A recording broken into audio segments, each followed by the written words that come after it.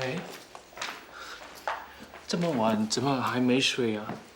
在等你啊，饿吗？我泡一杯巧克力奶给你。好啊，先去冲凉吧。救命！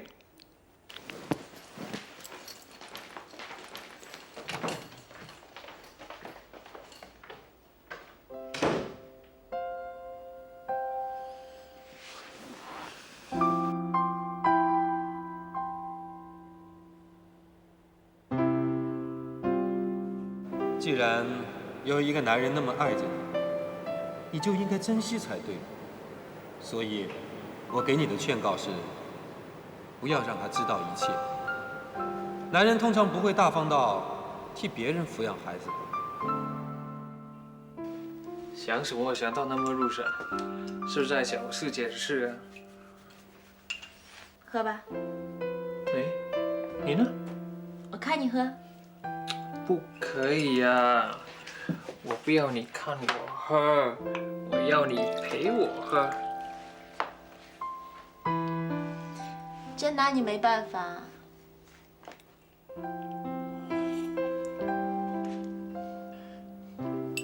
我老实跟你说吧，我今天看到四姐这个样子，我心里好难过。我从来都没去想跟家人生离死别的问题。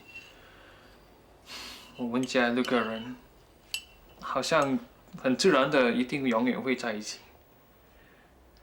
可是，今天在医院里，我第一次想，其实每个人都得面对生离死别嘛。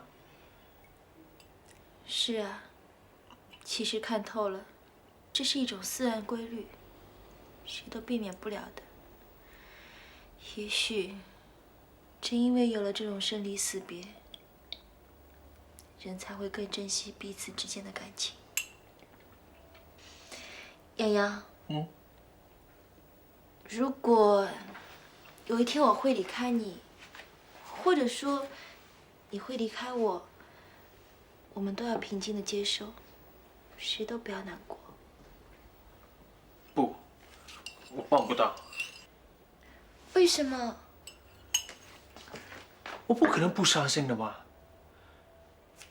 所以，我会好好的保护你，不让你在我之前离我而去。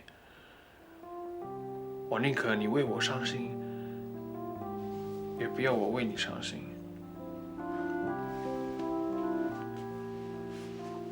怎么了？我这样想，会不会很自私啊？是啊，世界上怎么会有你那么自私的人呢？谁叫你误上贼船了？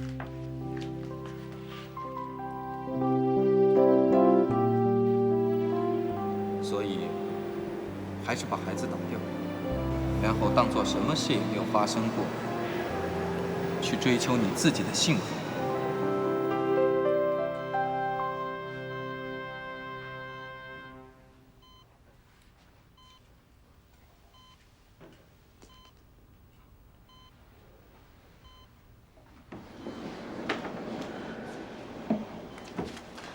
大姐，我跟二姐来了，你先回去休息吧。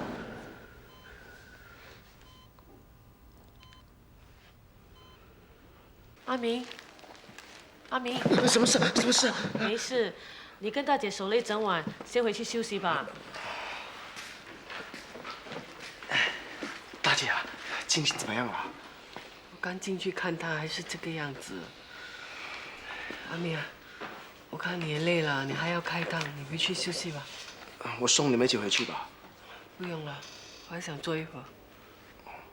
那我先走了。哎，阿明，你要走了？是啊，拜拜。拜拜。哎，你妹妹醒了没有啊？还没有啊。哎呦，那你们不要担心啊，我相信这晶晶一定会吉人天相的。你们吃过东西了没有？我们2个都吃了，大姐还没吃早餐。啊，我不吃了。不吃怎么行？我带了东西给你吃，来，吃一点哈。来吃点。不要不要。哎呀，你放心，这是健康食品，不要不用怕，那放一。那方医生，那你看啊，这是有机麦片，只是1人份，对他有益的，我没有害他啊。范医生，晶晶怎么样啦？哦，晶晶的验血报告已经出来了，一切都很正常。那她为什么会这个样子？这也正是我们感到迷惑的地方，很少看到这样的病例。你这是什么话？难道你做医生的一点办法都没有吗？够了没有啊你？我只觉得他这样说话很不负责不要任。说了啦。做医生的谁不想救每个病人呢？但是连病因都找不到，根本无从救起。如果一个人失去了生存意志，会不会变成这个样子啊？我们都知道鸳鸯是一对的，如果其中一只死了，另外一只就会不吃不喝，宁可让自己的生命慢慢步向死亡。啊，那不是很像梁山伯与祝英台？好浪漫哦！到最后2个人都化成蝶，真的叫人感动了。感动什么？就算晶晶是祝英台，那谁才是梁山伯？小新啊，我们大家都知道，晶晶最思念的人还是小新啊。大姐，不如我们找小新回来看晶晶好吗？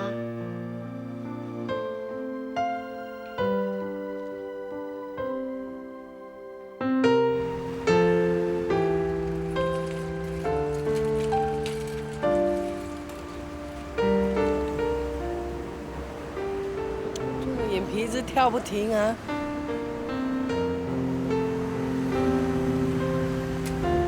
上天保佑，保佑晶晶平安没事啊！婉婉，你的机柜哦，今天怎么样啊？没好一点。有啊，这样。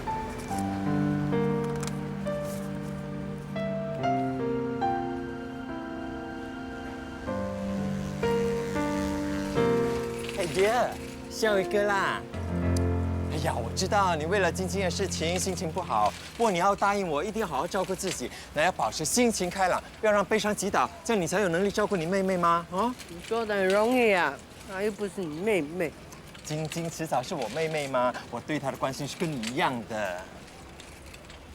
你不要跟着我啦，我要去买东西，要去办货的。哎，不用了啦，小婉，你看你的货我全部帮你办好了。哎呦，这么大包的水鬼，你一个人全吃完怎么得了？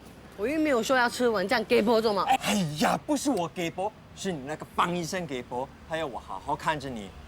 哎呀，这个我帮你吃，你要吃就吃吧。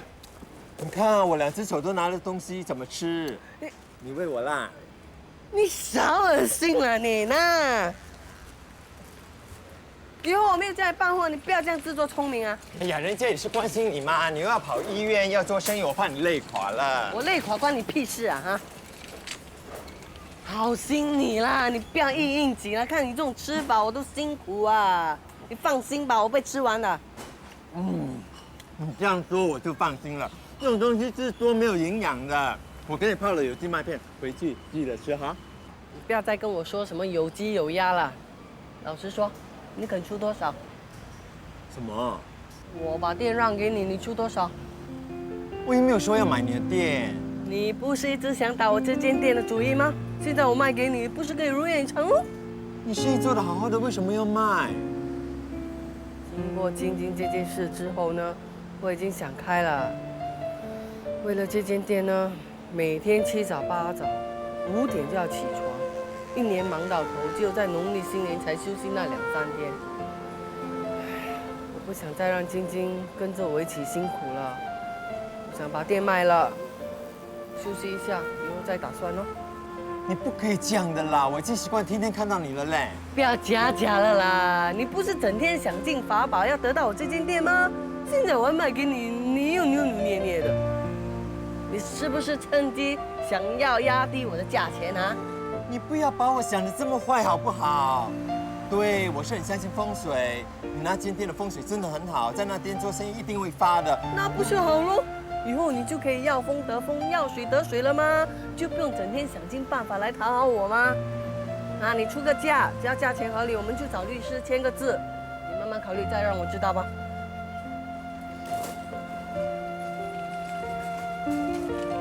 小婉。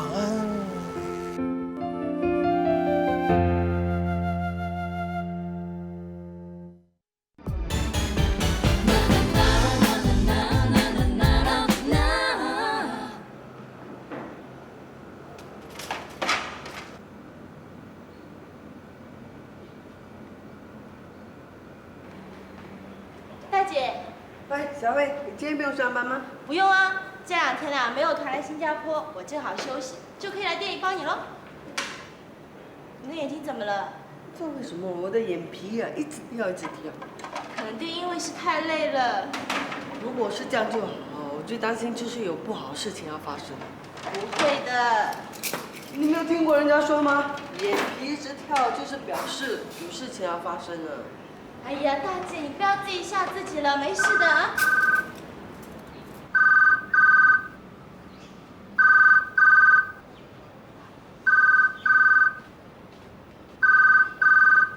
小魏，你来听，来听。喂？什么？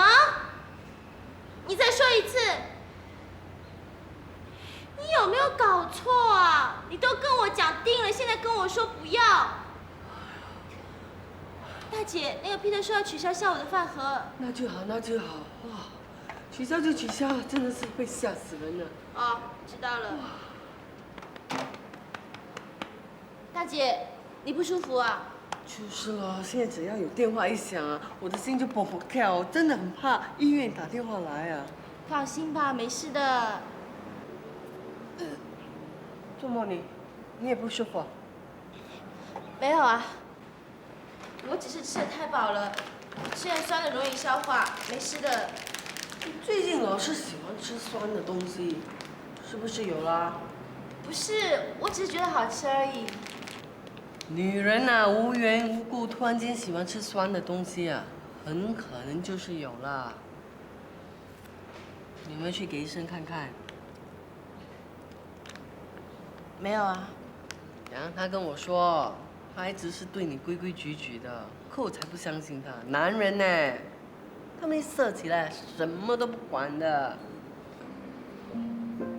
洋洋还好啦，他一直很尊重我的。你也不用听他说好话了。虽然现在的人越来越开放，但是我们毕竟还是东方社会嘛，女孩子还是要学会保护自己，不能太随便的。我就跟洋洋说，你虽然是自己一个人在这里，没亲没故的，那可以也不能这样刻薄你啊，随随便便就把你带回来，住在一间房里就算了。啊，起码你们也要先订个婚，等晶晶好了呢，你们就结婚喽。大姐，你已经太多事情要烦了，我跟洋洋的事情了，就不要再操心。哎呀，我这个做大姐我都做惯了，你突然间叫我什么都不管，我反而不习惯。小慧啊，我看得出哦，洋洋是真心喜欢你的。只要你们2个是真心相爱，你就跟他说，我一定会支持你们的。大姐，谢谢你。你也知道我以前是对你，过去的都不要说了。总之呢，我以前老是觉得自己是在关心弟弟妹妹，连他们喜欢谁啊，我都要干涉。我是把自己的想法加在他们身上，所以才会搞到晶晶现在这个样子。晶晶，她虽然不喜欢阿明，不想嫁给他，但是她又怕我生气，所以才会装作一副心甘情愿的样子，把满肚子的委屈都吞下来。现在呢，只要晶晶她能够好起来，她想要嫁给谁，我一定会答应她的。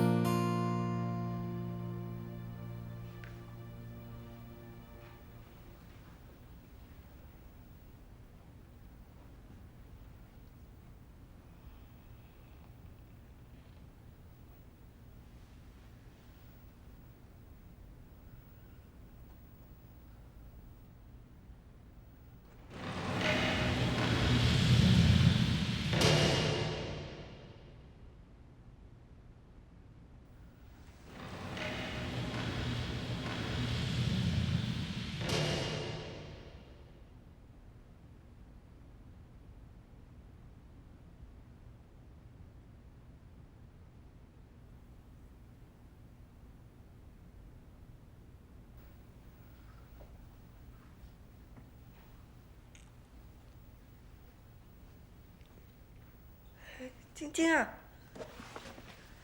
哎，晶晶啊！晶晶，晶晶啊！晶晶，晶晶，你要去哪里啊？晶晶啊！晶晶，晶晶，晶晶！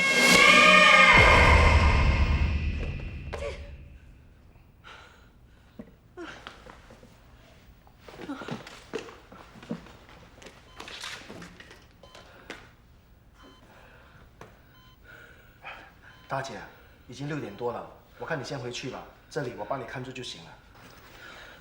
那你也要早点回去啊！你妈妈年纪大了，一个人看这档子很辛苦的。行了，我们没有这么早开档的，而且我要等8点给晶晶喝符水。我妈求的灵符很灵的。哎，不可以啊！医生说她昏迷，不可以喝水的。放心吧，我只是用棉花沾一沾她的嘴唇，意思意思就行了。那好啊，你要小心一点的，不要给那些护士看到。行了，我知道了。那我先走了啊。再见。拜拜。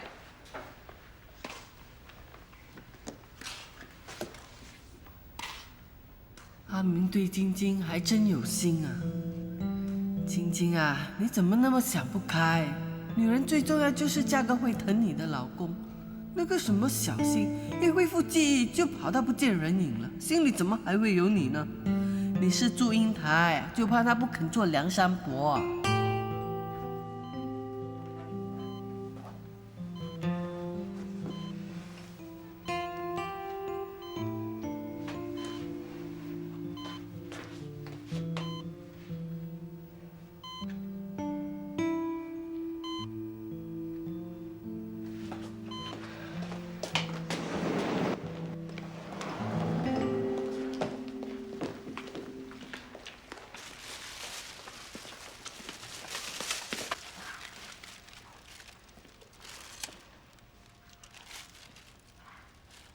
方医生，请你马上过来一趟，病人的血压和心跳一直在往下掉。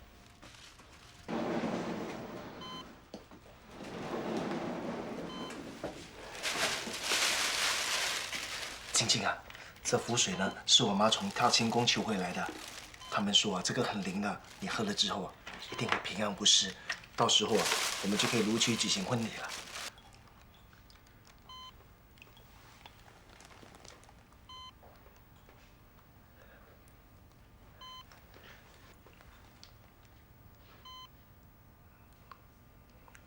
晶晶啊，我现在已经40多了，连个女朋友都没有。我还记得我在当兵的时候，朋友们都拉我去衙门去叫鸡，结果那个女人还没有进来我就已经跑掉了，搞到他们全部都在背后都笑我是个鸡王。其实我这个鸡王连一只鸡都没有叫过的。后来还好我开鸡蛋卖鸡饭，他们都以为我是卖鸡饭卖得出名，才有鸡王这个外号的。这个痛苦只有我自己才知道。后来我妈怕我娶不到老婆，就叫我到中国去娶一个新娘回来。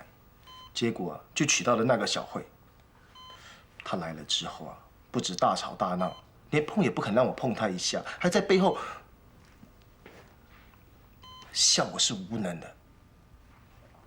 其实我真的很倒霉，我还以为我这一辈子都娶不到老婆了。还好上天对我不错，让我遇到了你。晶晶你一定要好起来，要不然我一定会很惨的。因为现在新加坡的女孩子，她们的眼睛全都长在额头上，根本不会嫁给我这种人的。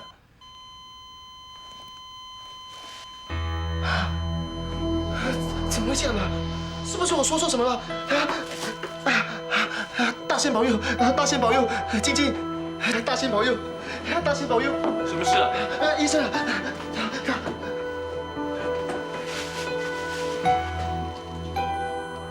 心跳停止，准备急救。心跳停止，怎么会这样子呢？你先出去。晶晶，晶晶，晶晶，晶晶！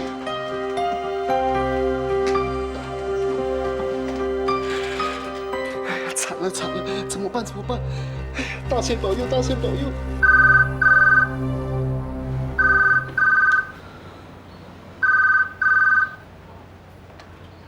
喂。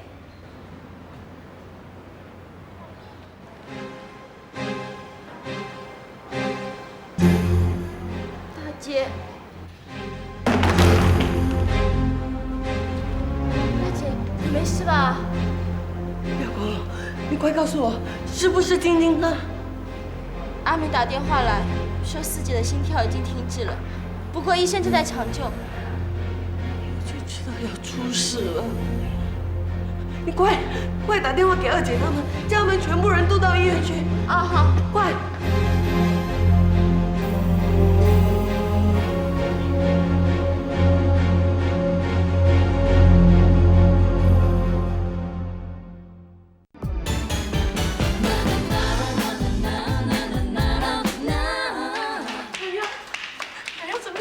还不知道。先是来了个方医生，后来呢又进来了另外一个医生，现在2个医生都待在里面了，到现在还没有出来。是好事，证明他们在抢救晶晶。哎，说的也是，如果没得救的话，他们也就不会浪费时间了。哎，不过话又说回来，生死有命，如果真的是时间到，他真的要走，就让他安心的走吧。要不然要走又不走的，拖着，他会很痛苦的。好了啦，你不要再说了啦。哎呀，这种事情总是要面对现实的嘛。大姐，你说是不是啊？是，我们大家都得做最坏的打算。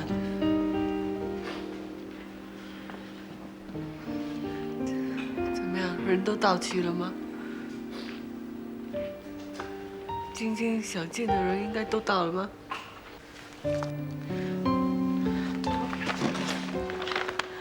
有没有详细的消息？我打电话告诉他，他说会马上回来。不过从美国到这里也需要1天的时间。那来得及吗？你知道吗？晶晶最想见的人就是他了。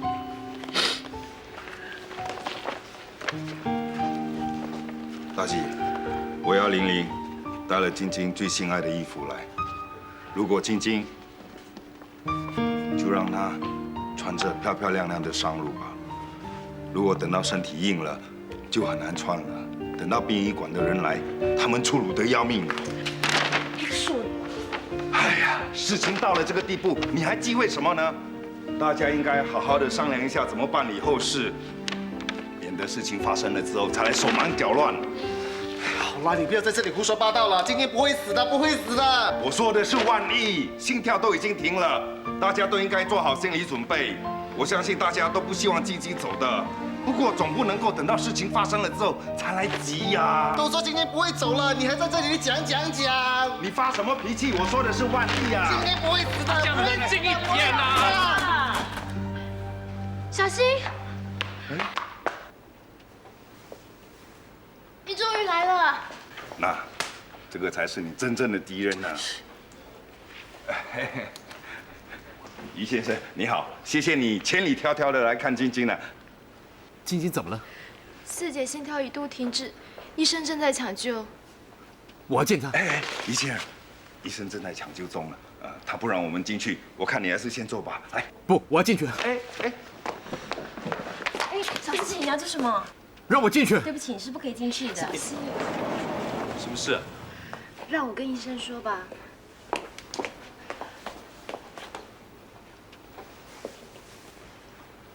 跟我进来吧。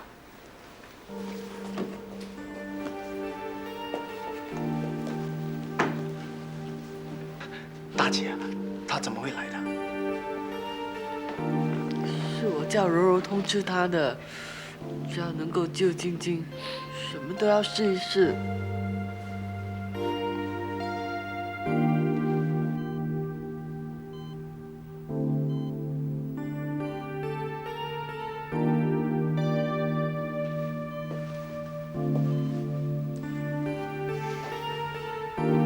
他的心脏已经停止2次了，我们好不容易才帮他恢复心跳。如果有另一次，恐怕就很难了。我们能做的实在有限，希望你能帮得到他。那我先出去，有什么状况马上通知我。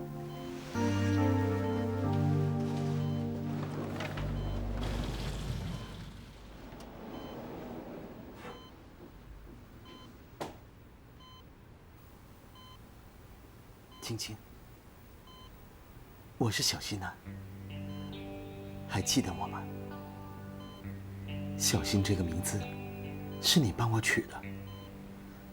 在我忘记自己是谁，叫什么名字的时候，我最开心的就是听到这个名字。那时候，我在这个世界上只认识你一个人，也只有你对我最好。那是我一生中最开心的日子。我没有钱，没有地位，甚至连名字都没有。可是我却觉得最幸福、最快乐，因为我们可以时时刻刻在一起，一起坐在电视台外，无所事事的过一个晚上。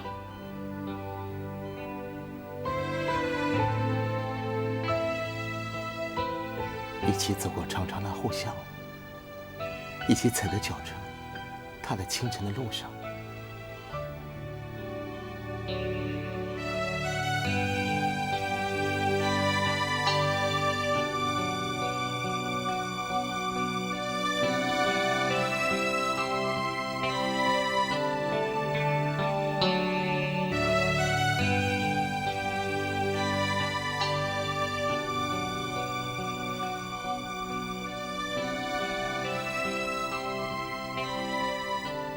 静静，我真的很想再失忆一次。如果有的选择的话，我宁愿永远失忆，永远的跟你在一起。如果这是不可能的事，我为什么不能用于洪志的身份跟你在一起呢？静静，你一定要振作，一定要醒过来，求求你。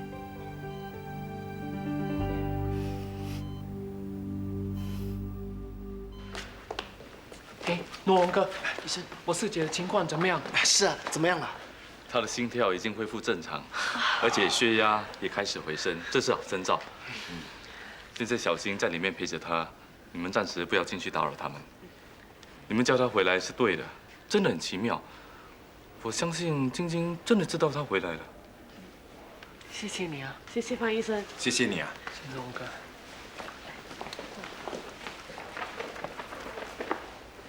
哎，晶晶度过危险期，你应该感到开心才对呀，干嘛愁眉苦脸的？嗯？大华，你先回去休息吧。哦，那我走了。走啦走啦。大姐，我公司有事，我先走了。你们要上班上班吧，有事的就回去吧。拜拜。阿明啊，我看你也累了，回去休息吧。哦，那我先回去了。你们三个也先回去吧，我留下来陪大姐。那大姐，我们先走了。回去吧，大姐，先走。回去吧。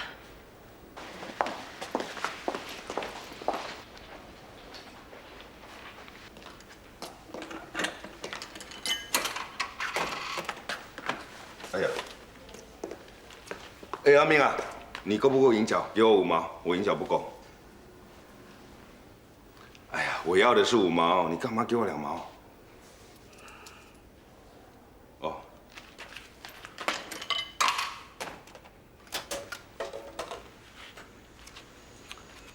为什么要垂头丧气、愁眉苦脸的？你跟晶晶都已经下聘了，难道你还担心她飞了不成？而且那个于洪志已经不是以前那个失忆的家伙，人家可是美国大公司的 CEO， 有亿万身家，怎么可能娶一个没有学识的做老婆呢？你说我讲的对不对？哎，不是我看不起晶晶，而是这个现实就是那么残酷的。他怎么可能带一个不懂得英文的老婆出去应酬？人家在讲到 IT Internet， 他会什么？他怎么做拉斯罗马哈？有道理，有道理。哎，不过很多事情都有外力的，就好像英国有一个王子，宁可放弃江山，也要跟自己心爱的女人在一起，这叫做不爱江山只爱美人啊。易宏志这个家伙，如果他不是对他有情的话，他怎么可能从那么大老远的地方飞回来看他呢？而且你也知道了，他可是一个人才，他的薪水是以秒来计算的，每一分每一秒他都在赚钱呢。他这一趟这样飞回来的损失啊，你卖10年的鸡饭都不够啊！到时候呢，晶晶会嫁给一个亿万富翁呢，还是会嫁给一个在咖啡店里面卖鸡饭的？哎呀，就算在自己很不利的情况之下，也应该抬起头，挺起胸，勇敢的面对现实，好好的想办法把危机化为转机。在很不利的情况之下，也应该争取最好的回报。那你有什么办法？你是晶晶的未婚夫，他现在要在你手上把晶晶儿带走，再情再理，他都是亏欠你的。所以呢，你应该向他争取一个很合理的赔偿。就好像说，你要他赔偿你在感情上面的创伤，或者是赔偿你失去心上人的那种痛苦，100-200万，不，价钱其实还可以再高一点，防止他杀价，500万，那就算他付你一半，我告诉你，你的鸡饭不用再卖了，到时候呢，就娶一个漂亮的越南妹做老婆，快乐似神仙。其实我是可以成为你的顾问，也可以成为你的谈判代表。事成之后呢，你给我28千怎么样？我什么都不要，我只要晶晶做我老婆。不是吧？你听我说，不要走，阿明。哎呀，我给你这样好的主意，你还不听，小心人财两空。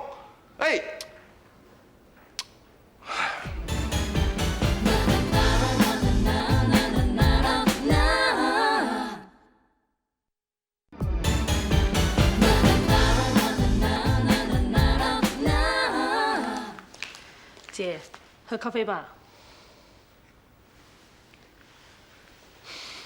有一件事，我看我们应该商量一下。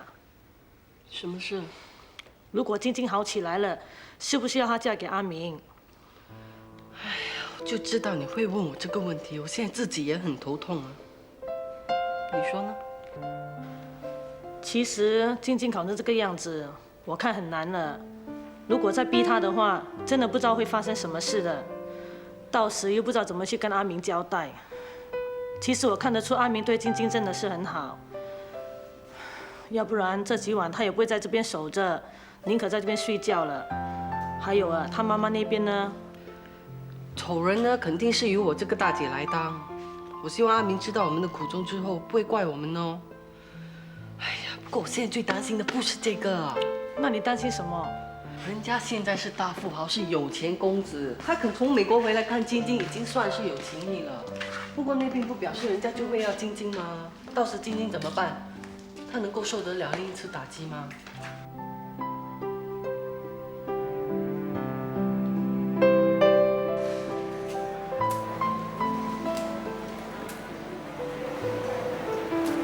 老板鸡排盘啊！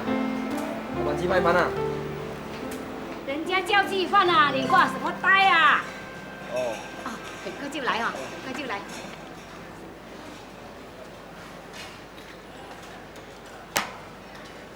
不，晶晶不是这样的人，她一定会嫁给我的。可是晶晶好像很爱那个姓于的，她一定会跟他走的。不对呀，晶晶看起来不像那么无情无义的人啊。可是她对那个姓于的，好像更加有情有义。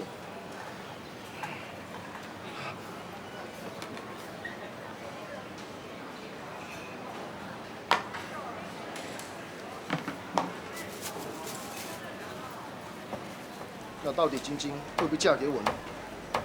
那还用说吗？我跟她说了一番话，她听到连心跳都停止。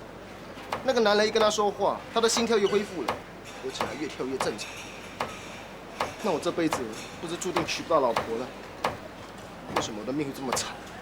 这么惨，这么惨，这么惨，这么惨，这么惨，这么惨，这么惨！阿边啊，你要死啊！一盘鸡饭2块半，你要当成是寄给人啊？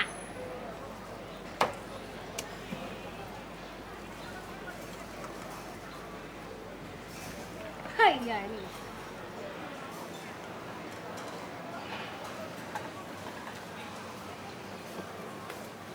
哎，纪王啊，这个波波马票了，过来听呢。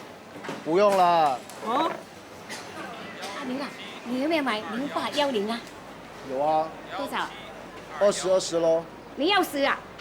那么多期都没有开出来，你买那么大，卖鸡饭赚来的钱全部拿去给马会，你以为静静是应财通你啊？给你的字全部会开出来啊？宁可不要中。啊？我怕中了，到老天爷会拿一些东西来和我交换的。我不要钱，我要晶晶。你在讲什么啊？你真是个大口袋呀、有钱都不要啊！第3奖是1110，1110。第2奖7130，7130。首奖的号码是0开8，不要开1开不要开0。再重复一遍，首奖的号码是0810。真的是0810。看你样子都是没买没中的啦，给他吃光光的啦。我真的中了，我真的中了！哎，阿明啊，我说今天真的是应财通你，你觉得他一定大富大贵的啊！妈，我到医院去看晶晶啊。你这样急啊？我先回家换衣服。哦，快去快去！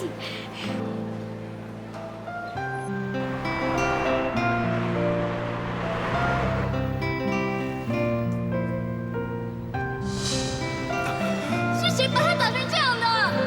他，我。哎呀！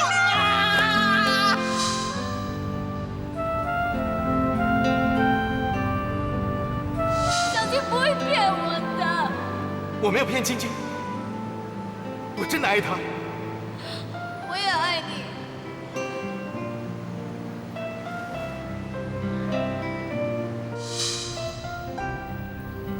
不行，晶晶醒来后，他一定会把她带走的。怎么办？怎么办？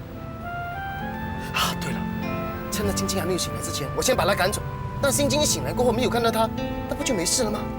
哎，就这么办，就这么办。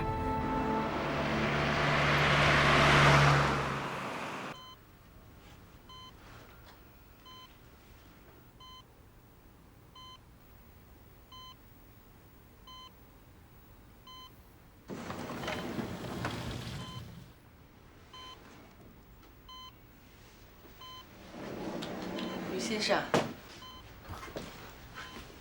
大姐，叫我宏志或小静就可以了。谢谢你大老远赶来，我知道你很忙，可是你要原谅我们真的不想失去晶晶啊。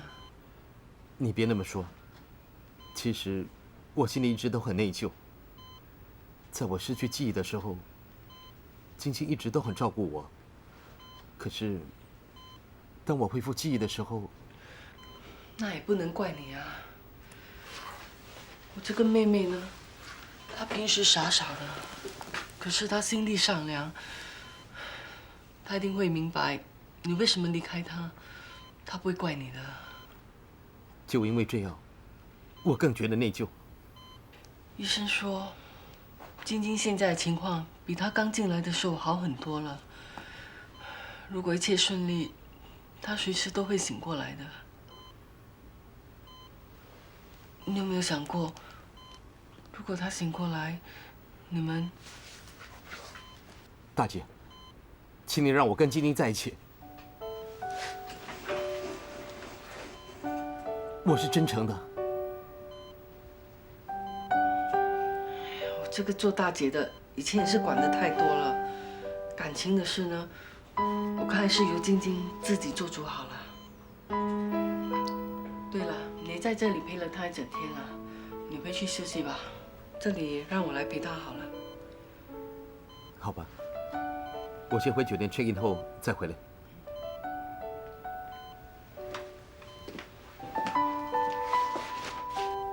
我先走了。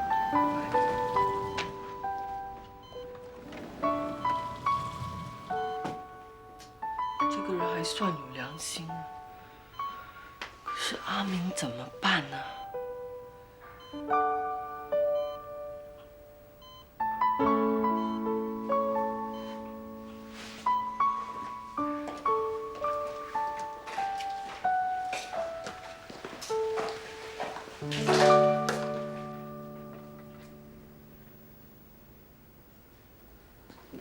我不管你是什么 CEO， 也不管你是什么大富豪。现在我要告诉你的是，晶晶是我的未婚妻，我们很快就要结婚了。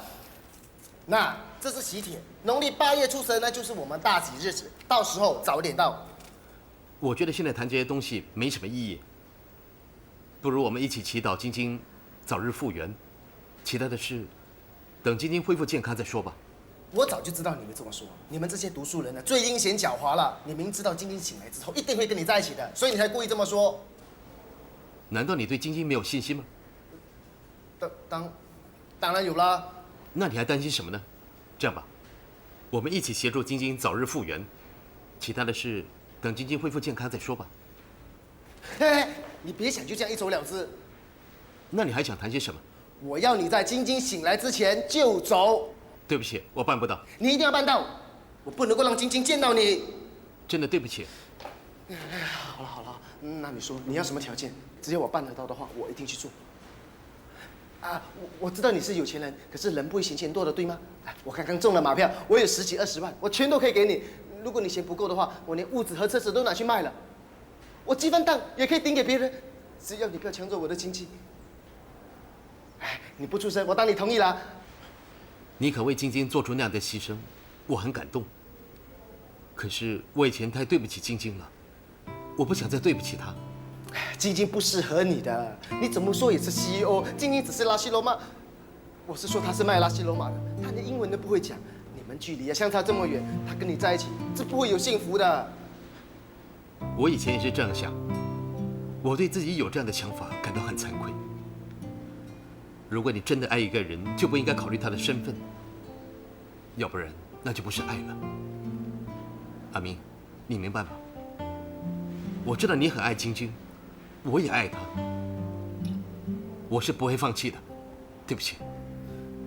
你不要以为你有钱就可以抢走我的老婆，我是绝对不会让你破坏我和晶晶的感情的，绝对不会。